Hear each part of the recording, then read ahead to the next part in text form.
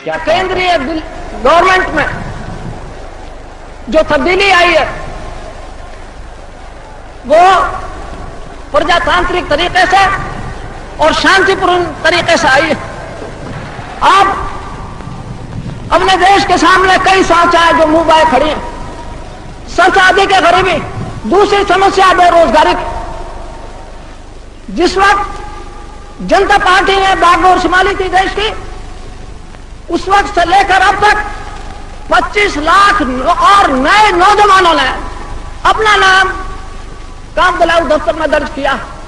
25 लाख लड़कों ने, अर्थात बेरोजगारी बढ़ती जाती है। पिछली 5 वर्षीय योजना में सीमेंट, कोयला, बिजली के उत्पादन आदि के लिए बहुत कम रुपया रखा गया।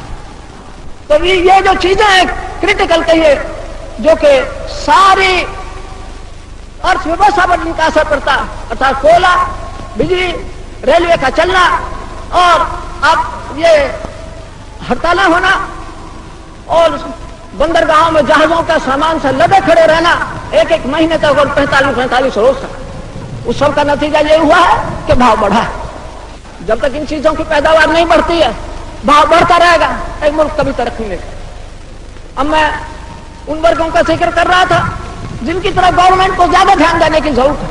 हरिजन लोग, आदिवासी लोग, भूमिहीन लोग, बेरोजगार लोग या जिनके पास कम रोजगार, और अपने देश के 50% से अधिक किसान जिनके पास केवल 1 हेक्टेयर जमीन है, 4 बीघे जमीन से कम है, इन सब की तरफ गवर्नमेंट का विशेष ध्यान होगा।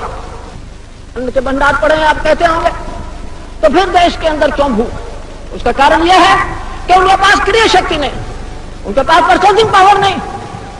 उसके लिए खेती की पैदावार बढ़ाने की तरफ विशेष ध्यान देने की आवश्यकता। भ्रष्टाचार की कोई सीमा नहीं, और जिस देश में भ्रष्ट होंगे लोग, वो देश कभी, चाहे कोई लीडर आ जाए, कोई पार्टी बरसरे इख्तियार हो जाए, कितने अच्छे प्रोग्राम क्यों ना हो, वो देश कभी तरक्की नहीं। तो अगर देश को उठना है, पुरुषार्थ करना होगा, हम सबको पुरुषार्थ करना होगा। मैं अपने आप को उसमें शामिल करता हूं, अपने जो सहयोगी मिनिस्टर हैं बैठे उन सबको शामिल करता हूं कि हमको अनवरत परिश्रम करना पड़ेगा, तब जाकर ये देश उठेगा। किसी भी देश, बड़े से बड़े देश की तरफ हमारा कोई विशेष झुकाव नहीं होगा। हमारा विश्वास यह है कि महात्मा जी की शिक्षा पर चल कर इस देश में, इस अंतरराष्ट्रीय जगत में, इंटरनेशनल वर्ल्ड में, इस दुनिया में शांति कायम हो सकती है और लोगों को सुख मिल सकता है। जहां तक दक्षिण एशिया के मुल्कों का सवाल है, हमारे संबंध उनसे सुधरे, वो भी किसके लिए बनाया जा रहा है? चीन से तो उनकी दोस्ती है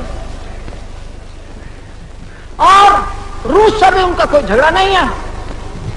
अफगानिस्तान बहुत छोटा सा मुल्क है, उनसे भी कोई झगड़ा नहीं। तो अगर मैं और मेरे साथी इस नतीजे पर पहुंचे और हमारे देशवासी इस नतीजे पर पहुंचे कि यह बम जो it is aimed at us, Hindustan के लिए बनाया जा रहा, तो मैं समझता हूं will not be far from truth, सच्चाई से बहुत दूर हमारा नतीजा नहीं हो।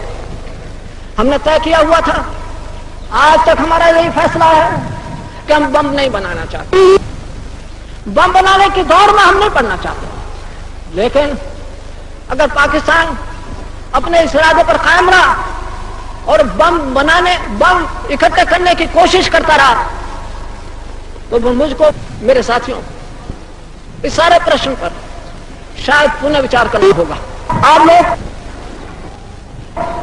मेरे साथ मिलकर 3 बार जय हिंद बोलने की कृपा करें।